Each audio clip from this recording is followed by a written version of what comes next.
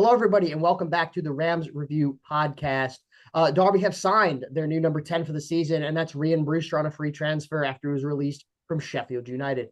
So is Rhian Brewster going to be good, not good? I don't know. We're going to spend some time talking about it, but I've got Nick from the Sheffield United way. Nick, it's great to see you again, buddy. How the heck are you? Yeah, I'm really good, thanks. How are you?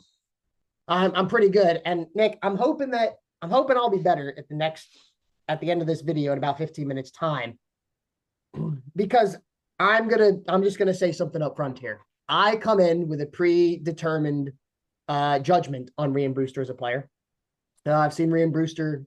I've had the unfortunate amount to see Rhian Brewster play for you guys, and he strikes me as a player who's just not very good.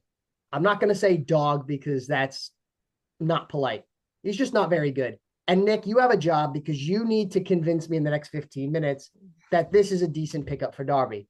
Now, I will say this before you answer. I'm going to preface this with the fact of at least Rhian Brewster for us was free and he's on a 2-year contract. So that has to weigh into the whole, that has to tick into the like positive column. He cost you guys what, 20, 25 million roughly from Liverpool, made 100 Yeah. and what, 108, 105 appearances, scored about 8 goals, if my memory is serving me right. But Nick, you have to Yep. convince me that he's not complete crap. I will turn it over to you. Rhian Brewster, what do you think of the news? What do you think of the move? So it's really difficult with Rhian because a lot of the fans like him, not for what he's done on the pitch, but he's probably been our most expensive cheerleader of all time. And that sounds disrespectful, but when I explain, you might not think it's as disrespectful. But Rhian Brewster was always the first person celebrating when anyone scored. He's always the person sat behind the dugout, screaming and shouting, cheering the lads on, waving his scarves when he's been injured, and he just seems like an absolute top bloke that everybody loves. So I think he'll be a fantastic person in the dressing room. That's a positive. That's a huge positive because Rhian Brewster, I can't imagine you will get any sort of problems from him. Seems like a very nice lad. One of our lads, half interviewed him on the channel outside the ground once and said how lovely he was, how nice he was to his own mum. And you know, like little things like that that you take for granted that you don't really think about as a footballer. It's just that's why people like him so much. And every Sheffield United fan wanted him to turn this around and, score loads of goals and become a Blades hero. But he became a Blades hero this season for, I don't know how to explain this really, but just from scoring against Sheffield Wednesday and us winning 1-0. It was a tap in. It was literally, the movement was okay, but it was the easiest goal he's ever scored in his life. And that somebody put on Twitter earlier on, oh, money well spent just for that goal. It's like, no, it's not. It's really, really not. But I'm going to give you those as the positive. We'll start with that, shall we? Yeah, fair enough. I mean, that's good. I mean, you want to have good people, you want to work with good people, and I know Derby have been trying to level out the personalities within the club a little bit, bring it down, bring some more kind of you know, less ego, more kind of want to work hard, good, lovely people to work with. So that's good to hear. But Nick, when I look at the statistics, I mean, 100 and odd appearances for Sheffield, just over 100 appearances, and he's only scored 8 goals, and he was there for about 4 years. That doesn't scream to me. Granted, he's only 25, but it does kind of seem like this is kind of the last roll of the dice for his career at a top club, because I would consider Derby a bigger club, Sheffield a bigger club, right? I think if it doesn't work here, I think that's kind of him done in that kind of top tier of teams or bigger teams, bigger clubs. It I kind of wouldn't seems a say, bit of a rebuild project to me. yeah, I wouldn't necessarily say that right now because he's 25. Um, players play. I would say someone of Rhian Brewster's caliber will probably play on to 32, 34 maximum. So 2 years at yourselves, if he gets there. He'll be 27. There's still a bit of time. Players quite often come into the prime in and around the late 20s to 30s. So I wouldn't necessarily say this is his last chance. But at the same time, I think if he gets injured multiple times for you guys, then that could be career defining, because what the stats don't tell you, well, probably what the stats do tell you, because 100 games over, I believe it was 5 seasons, he's not good. It's not really good, is it? A lot of those were in the championship as well. So you've got what, 46 games plus cup games and things like that. That's not very good. My maths is terrible, so I'm not going to embarrass myself by trying to throw a number out there, 5 times 46, but that's not very good. And just looking at the amount of days that he's missed through injury, this is obviously from transfer marks. I've not marked down every day that he's missed training or a match. If But you did, I would have to have a conversation with you. an intervention, yeah, definitely. So looking at the days that he's missed, 153 days, 335 days, 50. By the way, these are all different times. So 153 was the second season with us. Bearing in mind, the first season that we signed him was in the Premier League after we'd had that really good season where we flirted with kind of like the top four in the Premier League before COVID hit, and then we fell off a cliff and ended up finishing ninth. We had loads of injuries that season, the season after, should I say. We brought in Rhian Brewster thinking that we were, we're going to be a Brighton or Bournemouth or a team like that, or a future team like that.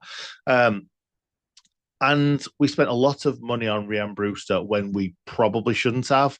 I think that Chris Wilder made it clear to everyone that Rhian Brewster was the man that he wanted to bring in, and pushed aside any other names that anyone at the club threw at him. So that's what ramps up the price. I think originally they were talking 15 million. It might have been 12 million from Liverpool, because he's obviously not. He was unproven at that point. At Liverpool, but he'd scored a load of goals for the youth team.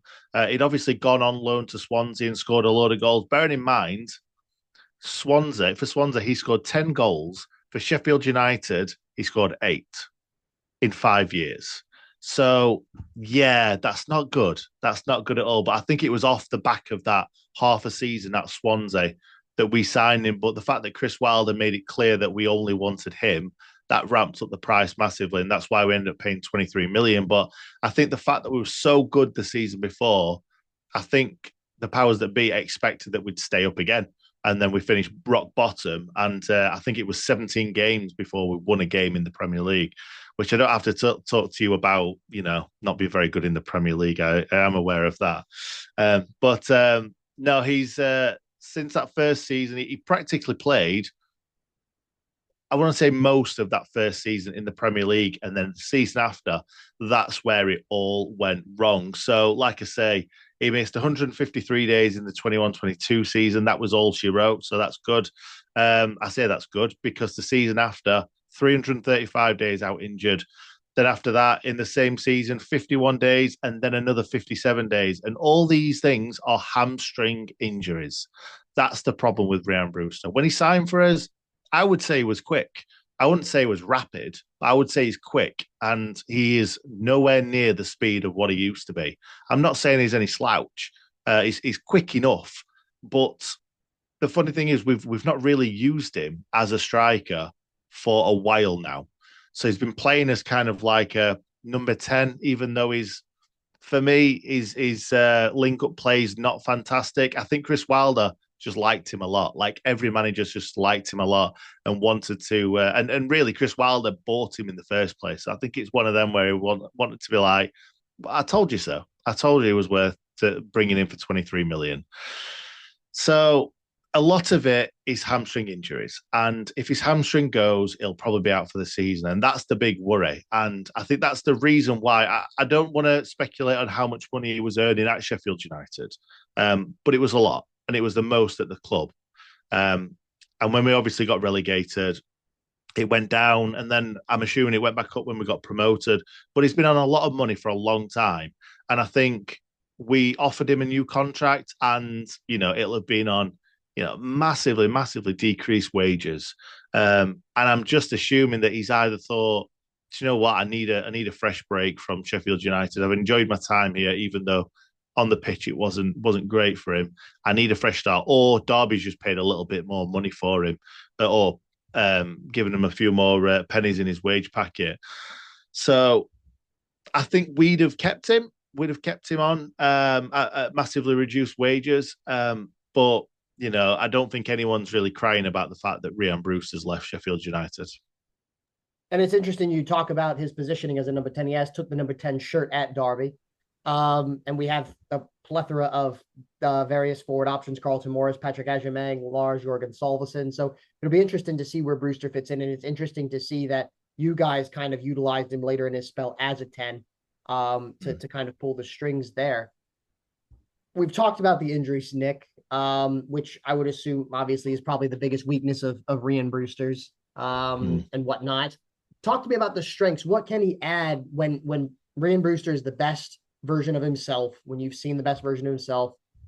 If he's over the injury hump, what are his strengths?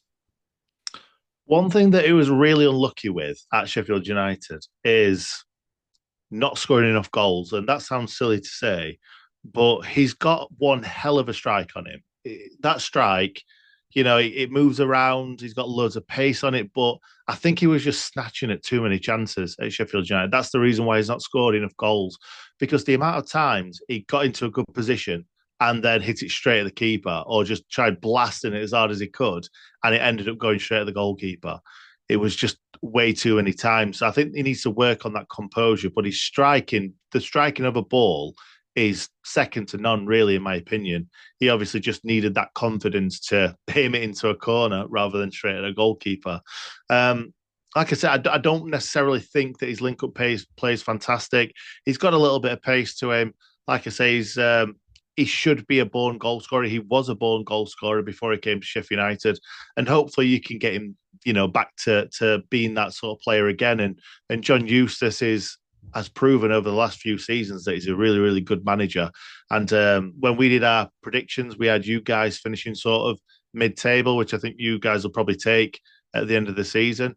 So hopefully, a manager as good as John Eustace can get more out of him, and hopefully, we'll see a few more strengths of Rhian Brewster, because I'll be honest, I can't really give you too many strengths. He's got a good leap on him for a smallish guy. I'm not saying he's a tiny guy, but he's certainly not a tall guy, but he gets up really, really well, wins a lot of headers. There's not really much more I can say. I think he's got a bit of an instinct to be in the right place at the right time. We've just not seen it for such a long time. I can't remember the last time Rhian Brewster played as a striker. I think it was the Premier League the season before last, but he didn't play too many games, and most of them are probably off the bench. Yeah, Nick, I think that's the hope. The hope is that John Eustace comes in, he develops this player, he kind of gets him back on track. As as a player, gets his career back on track, helps to rebuild him a little bit and improves him. We saw improvements in the players from when John Eustace came in February last year, obviously. And you're right. I would snap your hand off right now from mid-table. I could fall asleep for the entire season, wake up mid-table, happy camper, not missed anything, perfectly okay. And with your intro there, he's bang certain to get at least a brace when we play you guys later this season. Hopefully from a Derby perspective. One thing that I will say, sorry to cut you off. One thing that I will say is last season he was a hell of a lot better, and he was. I don't think it necessarily was the positioning. I don't think it was the fact that he brought him backwards. I think that he just had lots and lots of game time towards the back end of the season. Running the team is what Rhian Brewster needs, and that's where that confidence will come from. He only missed 7 games last season. That might be a lot to certain players, but that's not a lot for Rhian Brewster. That's actually really, really good. It was a short space of time between early November and early December. You know how many games there are around that sort of time.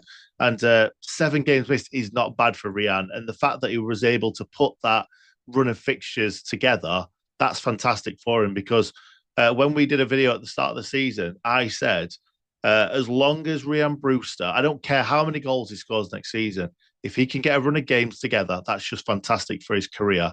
And I'm sure he will add a few goals in there and we'll get a few really good moments from him. But the problem that I've got with Rhian is that he needs to be the main man up front on his own, in my opinion. I think that's where you'll get all the goals from him from. And he's just not had that. We've had too many strikers, or too many really good strikers for us to kind of pin all our hopes on him. And I feel like he needs that pressure on his shoulder to score the goals, because I think that's where he thrives. But yeah, I actually think for you guys, this is a good signing because he's been on a lot of money at Sheffield United for a long time. It's a free hit for him, and it's a free hit for you guys. It's like, for instance, when we signed Ravel Morrison, it was like, this guy was incredible. Can you get him back to being incredible again? We didn't, but it's worth that risk. Like, you guys won't be paying him 50, 60, 70 grand a week or whatever it was on at Sheffield United. I ain't got a clue. But he was on a lot. You'll be paying him a hell of a lot less. And he's going to be on around about the same money as I'm sure a lot of your other players are on. For us, it was on a lot more than most players. So I think taking that monkey off his back is probably good, because every time Rhian Brewster had a poor game, we were like, 23 million, that 23 million should be doing better than that. And I don't think that's ever been good for him. But it's a shot. This is his chance. This is his chance to turn his career around. And I'm not saying I've got faith in him to do that, because I've got a bad feeling that an injury could be around the corner, because that's what happens with Rhian Brewster. But I hope he changes his career around. Other than 2 games next season, I hope he turns his career around. He does really well for you guys. I don't expect him to end up being what he expected to be, where he's banging goals in for England in the youth teams in the World Cup and whatnot. But yeah, I hope he does well. He's a really nice bloke, as I mentioned earlier on, and wish him all the best. Yeah, I think the free transfer there, Nick, and what you were saying, you're getting someone who maybe is highly motivated. He played a decent amount of games for him last season. I think only missing 7's pretty tremendous for any player at this level, with the demands of Tuesday, Saturday for like 9 months. Maybe he's gotten over the injury hump. Maybe he's sitting there and saying, hey, look, I've made some money. I'm not going to get the same wages. I can knuckle down. I can maybe get a move from here on a 2-year deal at Derby. I can maybe put myself in the shop window. I can learn how to play a slightly different position. I can learn how to do different things, make me an all-around better player, and position myself for a move in a year or 18 months or 2 years time. And I think that I'm not fully convinced by it, but you've swayed me a little bit to the not completely garbage out of that camp, to like, we'll wait and see. But I think the key here is, and the key thing to note is, it's only a free transfer for Derby. If Derby had paid 2, 3, 4, 5 million pounds for him, probably would have been a lot different. But on a free transfer, you can, it doesn't cost anything, it just costs wages. You've got nothing to lose. You got absolutely it's basically nothing to lose. It's not a free hit, but it is kind of a free hit. If he doesn't work out, fine, didn't pay anything for him, he can go for free. If you get 50,000 for him, it's 50K in the on the PSR or whatever. But yeah, so I'm not going to say I'm excited by it, because I'm not, but I'm excited to see for him if he can rebuild. It's going to be one of the storylines of the year. How can he work as an individual within this team to get his career back on track? So, Nick from the Sheffield United way, Nick, thanks so much for spending a few minutes talking about Rhian Brewster. I really appreciate it. No problem. Thank you very much. Cheers, Corey.